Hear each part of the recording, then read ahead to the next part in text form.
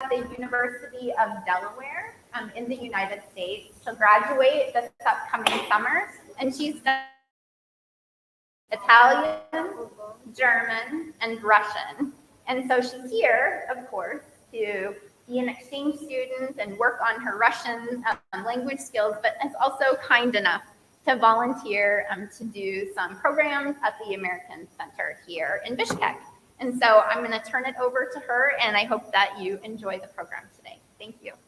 Thanks, Bethany. Can we give her a warm round of applause? Thank you. Yes, like Heather said, my name is Bethany. I am a senior at the University of Delaware in the United States, but I was born in the state of Connecticut. Does anybody know of the state of Connecticut? Heard of it before? Awesome. It's a very small state. But that was where I was born, and I grew up there. Then I went to college at the University of Delaware, another very small state in the United States. But actually, a fun fact, for those of you who know Joe Biden, the current president of the United States, he also went to the University of Delaware. So we went to the same school. I like to brag about it a lot. But yes, so that's where I'm from. Like Heather said, I study Italian, German, and Russian. I've studied Russian for just about 2 years now, so I'm still kind of a beginner. I also study Italian, and I lived in Italy for a semester while I was in college. That's about it about my university. I am here in Bishkek to study Russian, and I'm here until August, right before I graduate. So that's a little bit about me. Does anyone have any questions about me or my background before we get into the presentation? None? Oh, I see. So I started studying Italian in high school when I was 14 years old. And then I continued studying Italian. I absolutely fell in love with the language and realized that I am very good at learning languages. I'm not good at science. I'm not good at math. I'm good at learning languages. I found that was kind of my special talent. So then when I got to my university, I actually entered as an Italian education major.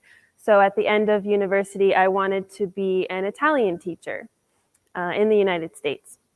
Then I found out that my university had a program called 3 Languages, where you pick 3 languages out of a whole list and you study them intensely. So that's what led me to learn German and then later learn Russian. Yeah, any other questions about me?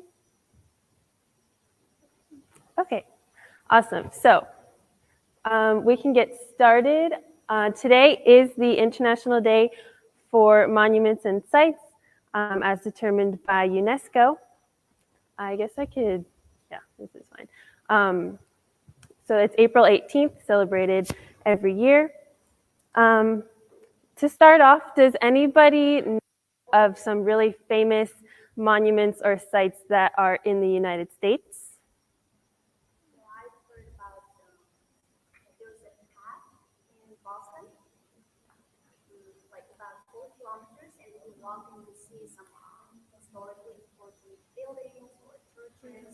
Mm-hmm. And yeah, I think that and actually I had a chance to walk on that path in this January.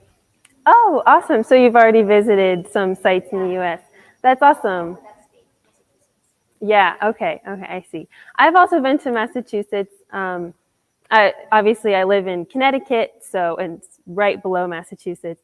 Boston is just packed with historical monuments and sites. And universities, correct, like Harvard. Yeah, but Boston's a really historical place because of the Boston Tea Party that occurred there, and a lot of colonial history still lives in Boston. Anybody else know of or have visited some sites in the United States, famous ones? What about state Illinois Illinois? Yeah, I like the state because it's so, how to say, so, so, I don't know how to say, but it's aesthetic state, I think. So, aesthetic state. Aesthetic state. I see. I see. Illinois is where Chicago is. Yeah. That's the biggest city in Illinois, probably. If you've ever seen, I think the most famous, well, not historical site, but landmark in Chicago is the Big Bean. It's like a chrome, shiny Big Bean. I've never been to Chicago, but that's what I've seen of it so far. Thank you. Thank you. Anyone else?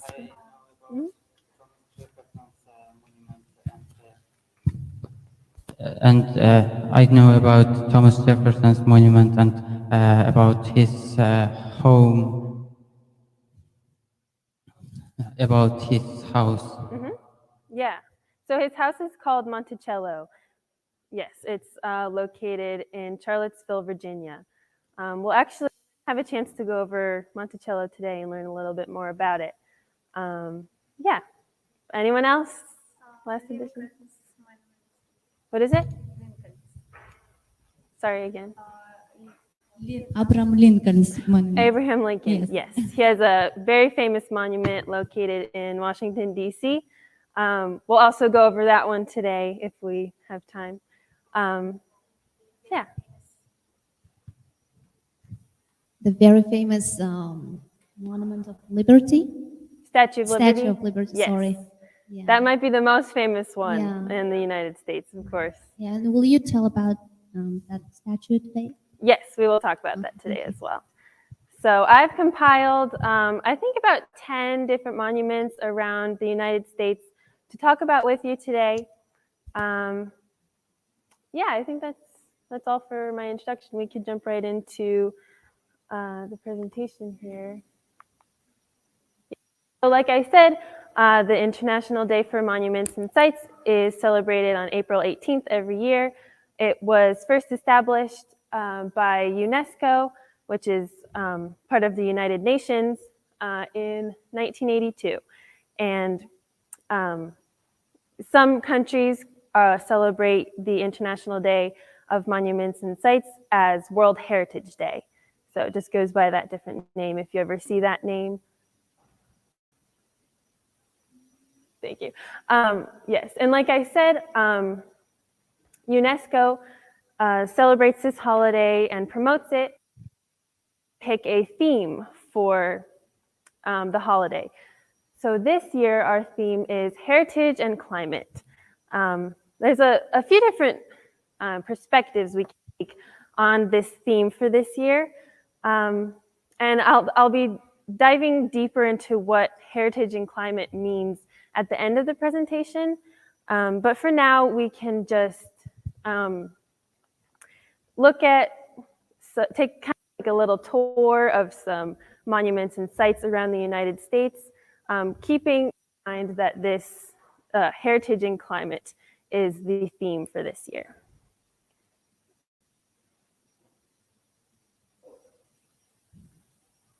Okay, the next slide. Oh, yes. And looking at heritage and climate, we know that climate change is affecting the entire world. And it's also affecting landmarks and historical sites around the world. So I just a couple examples of articles here that say that, for example, the first one by Scientific American states that there are 30 or more U.S. historical sites and landmarks that are threatened by climate change.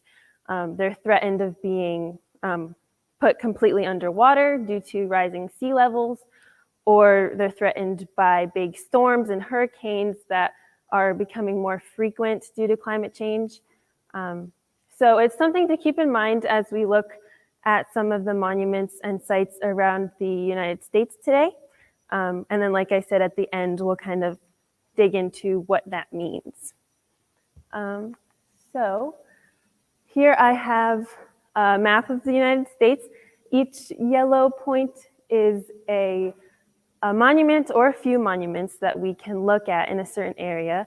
So I'm going to ask some of you all to pick a state, pick a region of the United States that you'd like to learn more about. So if anyone has any desires to learn about, for example, the monuments that are located in New York City or Washington, D.C. or Hawaii, you can raise your hand and I'll take some suggestions. We can look into those monuments. Connecticut. Sorry again? Connecticut. Connecticut, you said? I don't have any in Connecticut, but I have one in New York City. It looks like it's in Connecticut because it's very close. But we can go into New York City. Yeah. Okay, and I have two that I picked out in New York City that are really, I think, important, historically important, very well known. So we can start this with the one on the left there. This one is, of course, the Statue of Liberty. Probably, like I said, the most famous monument from the United States. Does anybody know where the Statue of Liberty was built? In France, correct. It was a gift from the French government to the United States, actually as a birthday gift on July 4th. And it was really a symbol of admiration for the freedom, democracy that America displays in its government. It's made of copper. It sits on an island. You can go visit the island. You can take what I did when I visited New York City, I took a boat ride just around the island. I didn't actually get to step foot on the island, but you can take a boat ride to the island and then step on the island, and you can, if you see that long dock there, you can go up, and there's always a huge line of people. It never looks like this. There's always many, many people there. You can wait in a super long line to get up really close and go inside and see the very famous Statue of Liberty. What about the size of this monument? Because I know it was built in France and transported to the US. Yes. So it was transported to the U.S. in pieces. So all of the materials obviously were built in France and then transported to the U.S. And then put together. They put the pieces together in the United States, so it wasn't, as big as it is today. So, yeah. And actually, another fact about the Statue of Liberty is during Hurricane Sandy, which happened, I think, 5 to 10 years, probably about 10 years ago now. It was a very big hurricane that hit the east coast of the United States. During Hurricane Sandy, the waves of the ocean got up to 3/4 way up the statue. So the statue was almost underwater, which is another perspective or just concept we can take into consideration when we're thinking about this year's theme, which is heritage and climate. We can X out of that monument. Perfect. And then go to the one on the right. Yes. Anybody know what this monument is? 9/11 Memorial. Yes. So this memorial, or this monument, commemorates the people that died on September 11th, 2001, in the 9/11 attacks on the United States. I'm sure most of you are probably familiar, but on September 11th, 2001, terrorist attacks happened in the United States. Both of the Twin Towers that were standing in New York City were taken down by airplanes, and also an airplane hit the Pentagon, which is a government building located in Washington, D.C. So this monument commemorates about 3,000 people that died on that day. And also commemorates the Americans that were on the planes that were flying into the towers and into the Pentagon. So I was able to visit this monument when I went to New York City, you can see that there is a line of trees that goes around the monument, and it's very beautiful because you don't see many trees in New York City. They're very rare. So the trees kind of shield out the rest of the very loud city and make a serene and solemn environment. And as you can see, it's a big square pool of water. There's actually 2 pools where each of the Twin Towers stood. And over the edges of the pools, water is falling down to the bottom. The falling water represents the loss of life that happened on September 11th. And actually, the sounds of the waterfalls are supposed to help drown out the sounds of the city, to kind of make it that more serene and solemn place to come to. You can see on the bottom here that there are some names. There's about 3,000 names that are marked all around the entire square and around the other square, names of the people that died on September 11th. And yeah, also another fun fact about this memorial, it not only commemorates the people that died on September 11th, 2001, but it also commemorates 6 people that died in the bombing of the World Trade Center, which happened in 1993. So many years earlier, but their names are also listed here as another attack on the World Trade Center. In the background, you can see the blue building in the middle there. That is One World Trade Center. That's the new building that they built to replace the Twin Towers. That was finished not too long ago. I remember, I think I was in middle school when that was finished. Yeah, that's about it on the 9/11 memorial. We can go back to the first map there. Anyone else that would like to pick out a region or a state that they want to learn more about? I hear some Georgia, so we can go to Georgia first. Okay, so this is the Trail of Tears. Does anybody know anything about the Trail of Tears here? So it's not just located in Georgia, but because it's not one specific monument, it is instead a long trail. Goes through the states of Georgia, Tennessee, Alabama, Mississippi, Arkansas, and ends in Oklahoma. The Trail of Tears was used in the 1830s, so very long time ago, and it's where many Native Americans were forced by the United States government to move from their homelands in Georgia and move to Oklahoma because the United States was taking the land in Georgia, and they said, you have to move to Oklahoma where we're designating a land for the Native Americans. So it's a very sad and dark historical timeline, but it's important to keep this event and this trail in mind.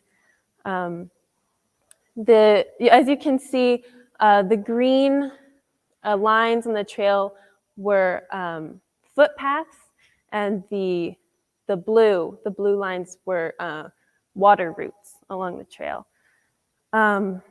I believe that the Cherokee, Chickasaw, Choctaw tribes, and also several other tribes were forced to move from their homelands in Georgia to Oklahoma. I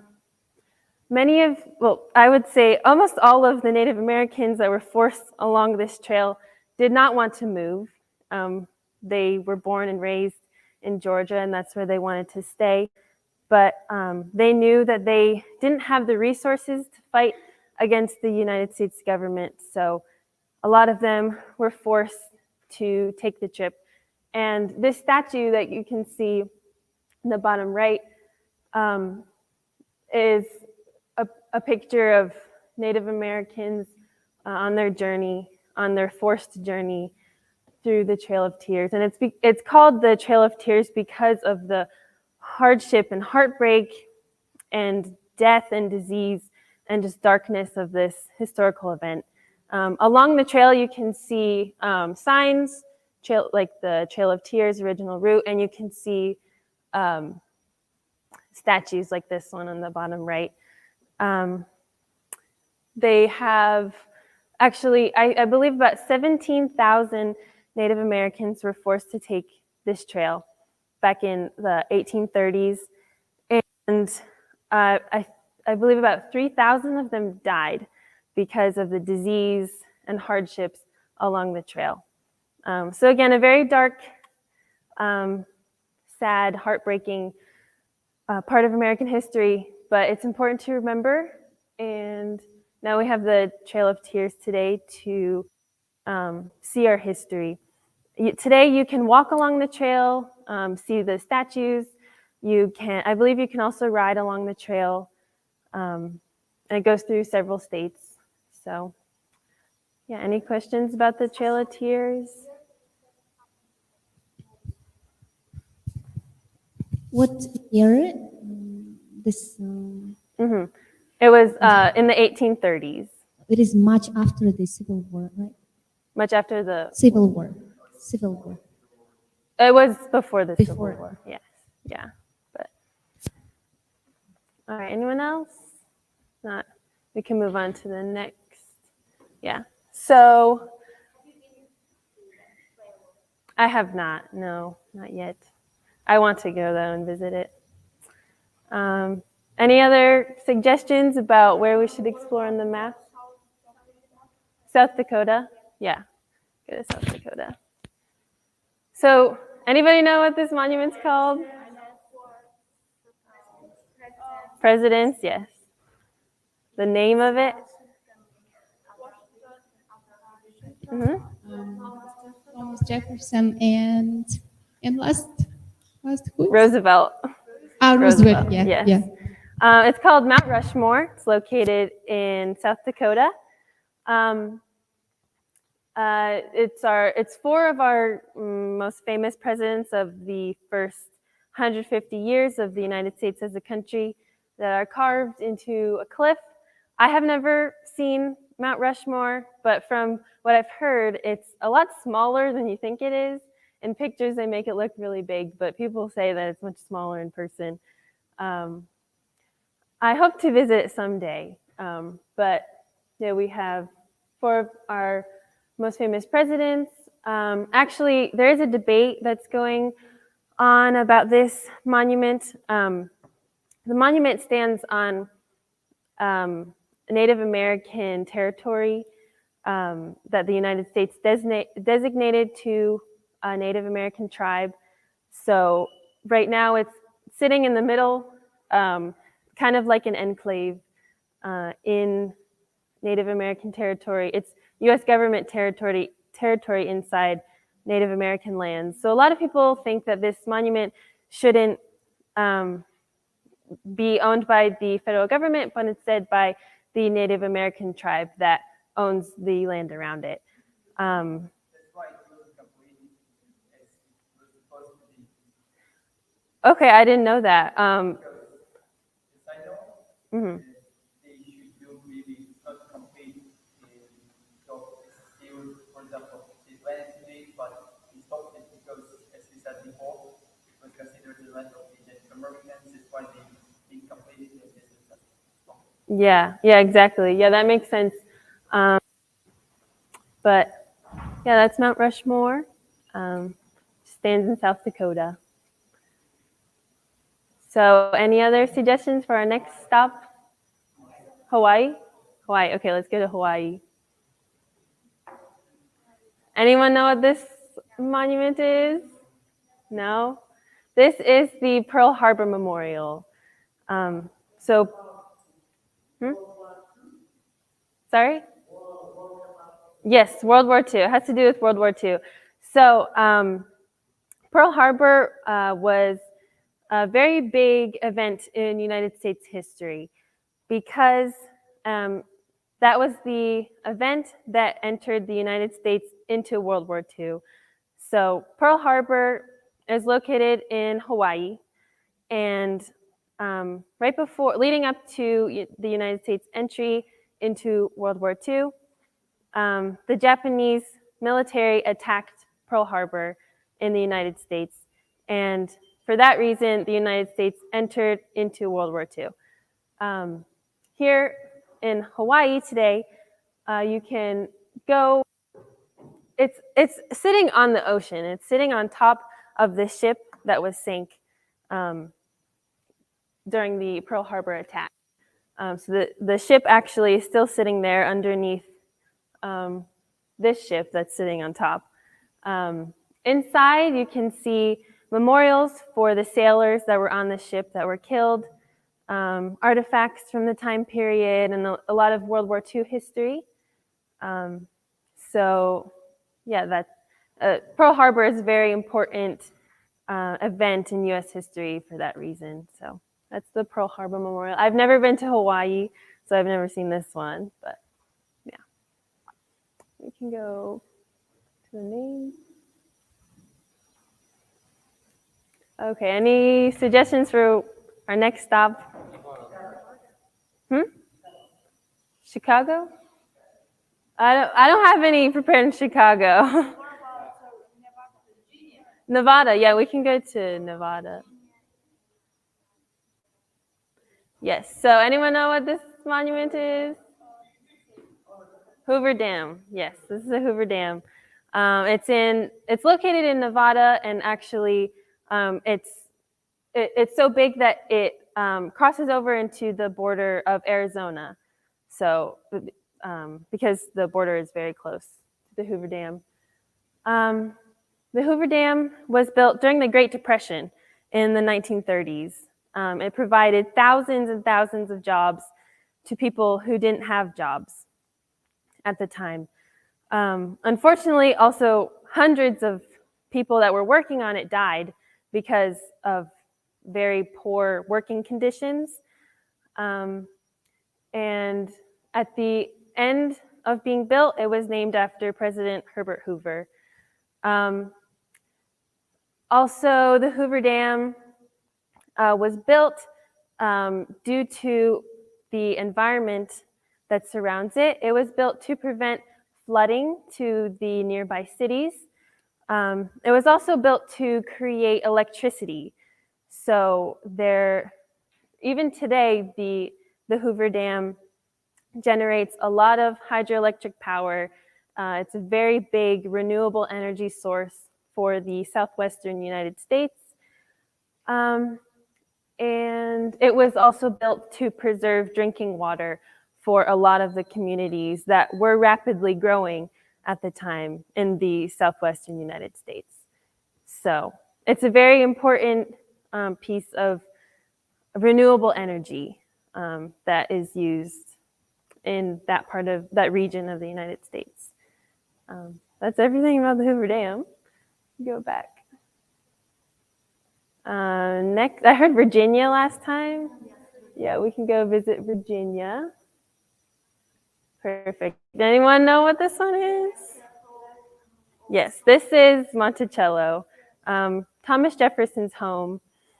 I do have to preface Thomas Jefferson's home by saying it was built by slaves. Thomas Jefferson owned many slaves. He's kind of notorious for having many slaves during his life, and he had a child with one of his slaves as well. So you can visit Monticello today. It's a very beautiful property with flowers and gardens and ponds. On the inside of Monticello, there are 35 rooms filled with artifacts from Thomas Jefferson himself and around his time period. And I think that's all on Monticello. I've never visited. It's located in Charlottesville. But yeah. Buy tickets. I'm not sure. I would assume so. Usually monuments and landmarks like that. In Monticello, The elevator? in the house of Thomas Jefferson. The first elevator was located there. Fun fact. By chance, I've been there. This Monticello, this house. Mhm. Inside, I've seen over 65 books. Wow, yeah. I visited there. And actually, each room is a different shape. Yeah, It so, was constructed by himself. This house. yeah. All right. So, right, yes. Very, very, he's a big reader. Our next location, I think we only have a couple left. We don't have any West Virginia. I think we have DC left and Massachusetts. Washington, DC. Washington, DC, I think is the closest. Yeah.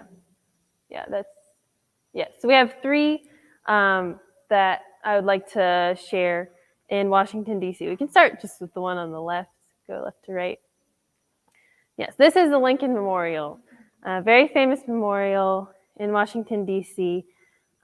Abraham Lincoln is known in a very positive light in the United States. He's known for abolishing slavery as well as leading the United States through the Civil War. Yes, becoming one, really trying to unify the entire United States. And actually, this monument was built with a Greek temple in mind. You can probably tell with the bulging columns and the very flat roof. It's really trying to resemble a Greek temple. And if you click a little bit, click on right in the middle where Abe Lincoln is sitting. You can click on that. You can see it just a little bit closer. It's a very, very big statue of him sitting on the inside. It's a very beautiful monument. And actually, fun fact, is anyone familiar with Martin Luther King? Yes, and his most famous speech was "I Have a Dream." And Martin Luther King's most famous speech was delivered from the steps of the Lincoln Memorial.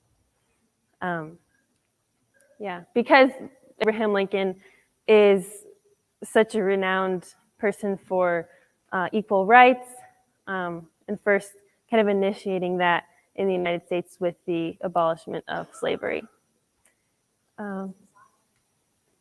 Inside is, like I said, the statue of Abe Lincoln, and there are speeches, some of Abe Lincoln's speeches written on the walls, carved into the walls inside.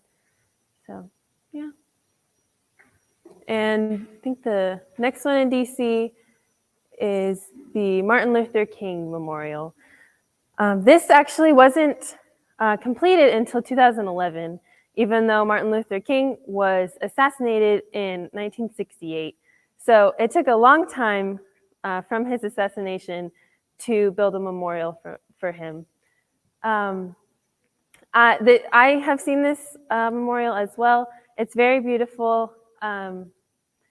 There are some of his most famous quotes engraved into the sides. He's kind of protruding out of this rock. Very symbolic. Martin Luther King is well known for really being a catalyst for equal rights. He led many nonviolent protests during the civil rights movement in the 1960s in the United States. Very important historical figure. We learn a lot about him in school in the US. And his granddaughter today is alive. I know she's younger than me. I don't know her age, but she's very young, and she's often on the news or on TV, giving speeches, kind of in remembrance of her grandfather. Yeah, that's about it for Martin Luther King. The last one is, maybe some of you know the name of it. Washington Monument, yes. Yep, so this is located in the National Mall in Washington, D.C. You can see that at the bottom, there are 50 US flags that surround the Washington Monument in a circle.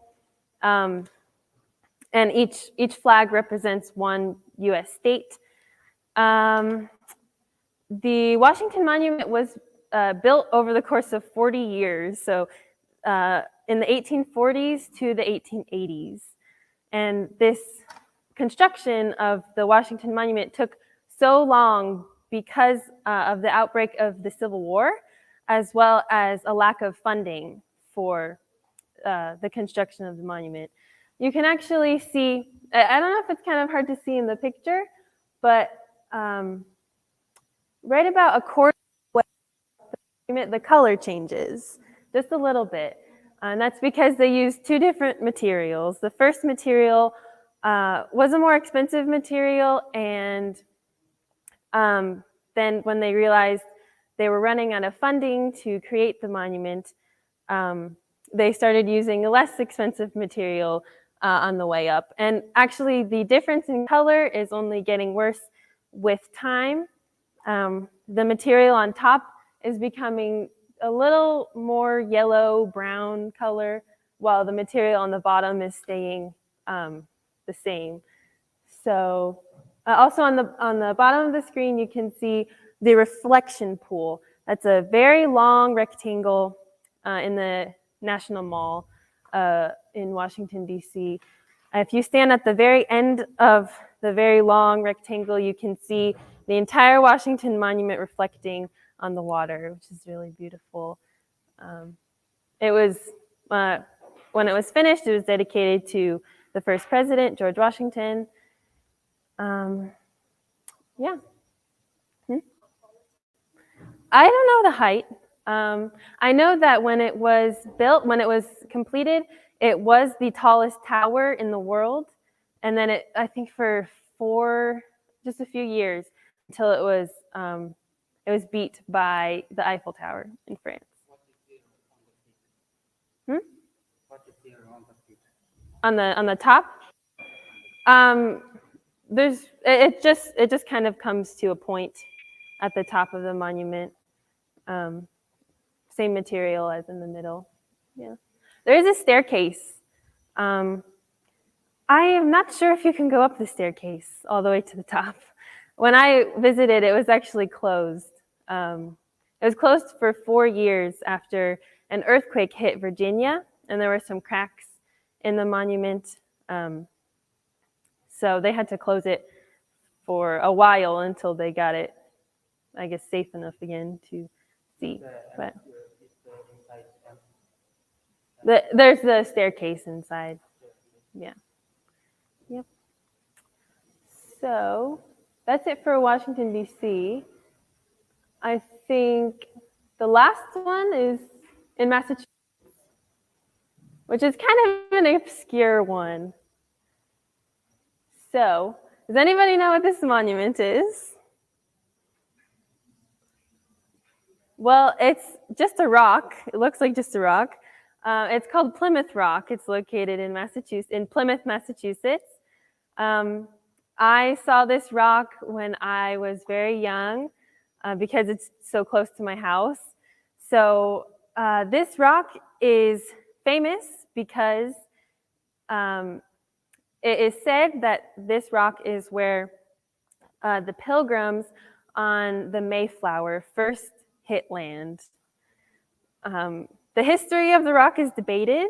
Some people don't really believe the story because the rock actually wasn't mentioned in historical documents until over 100 years after the Pilgrims on the Mayflower hit land in 1620, I believe. So some people think the rock is just a rock. Some people think it's a really important piece of history. Either way, I think it's something that we have created to be an important historical artifact. Obviously, it's very well preserved in a hole. When I saw it, I was kind of underwhelmed. It is just a rock. It's nothing more than that. But still, it's something that we have created to be an important symbol, even if it's not real. But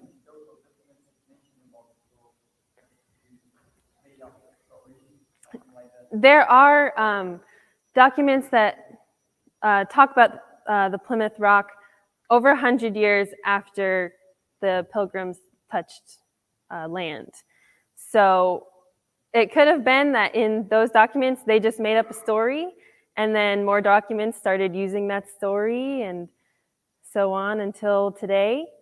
I think they're still studying it, but we don't really know. We kind of have to guess, use our imagination, pretend, or yeah. But we've covered all the monuments I wanted to talk about. So we can go on to the next slide. And this is where I'd like to talk a little bit about heritage and climate, which is the theme for this year's International Day for Monuments and Sites. So I think that heritage and climate can mean several different things, can bring several different perspectives while we're looking at monuments and sites. And I think the first one is how climate affects the types of sites in a particular part of the world. So how the surrounding environment affects the materials that are used to build certain historical sites, artifacts, landmarks, or how the environment surrounding the site creates a need for this site. Like we saw when I was talking about the Hoover Dam, it was built to combat flooding that would happen without the dam. It would happen to cities that lie below. So for this reason, the Hoover Dam was built and is preserved today because it's a very important part of the land structure now. So this is one way that climate can kind of influence the types of sites that are in an area. Also, on the left here is also a very famous U.S. monument called the Taos Pueblo. It's located in New Mexico in the United States. And it's made completely out of adobe, which is a material made of earth, straw, and water mixed together. It makes this kind of red material. And the entire structure is made out of this kind of like clay. So again, this is how the surrounding environment influences the type of structure the materials used to make the historical landmark. I think the second way that we can look at the theme heritage and climate is how climate change can affect the sites that we see across the world in the near future. So like I was talking about when I mentioned the Statue of Liberty, during Hurricane Sandy, not many years ago, the waves hit up to 3/4 of the way up the Statue of Liberty.